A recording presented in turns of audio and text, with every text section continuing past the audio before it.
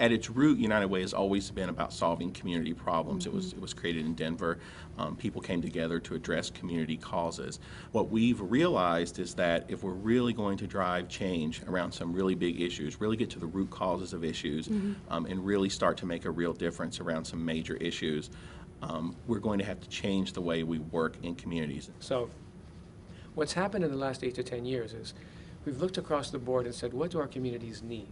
What are people most challenged by? What do people aspire to? What do people want to be engaged on? How can people be re-engaged in community themselves? And the work we've been undertaking the last 8 to 10 years is to focus on transforming our local United Ways and our broad network to be able to effectively engage community at the grassroots, connect with donors, frame issues around education, income, and health, develop strategies together with other local, nationwide, and global partners that work in coalition to solve community problems, change community issues, work on issues of high school graduation, work on issues related to income, family stability, work on issues of health and healthy behaviors, things that are affecting our society at large. When we work in communities, we're looking at not only what are the direct impacts that we can create to improve people's lives, but we're also looking at the underlying conditions in community, the norms, the networks, the relationships, the structures that exist in communities to actually make communities thrive.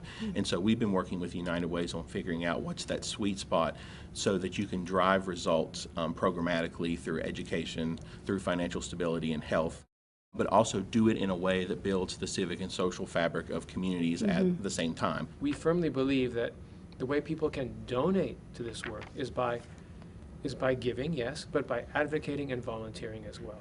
And we think that's at the heart of what it means to be an engaged citizen and working to turn our country around.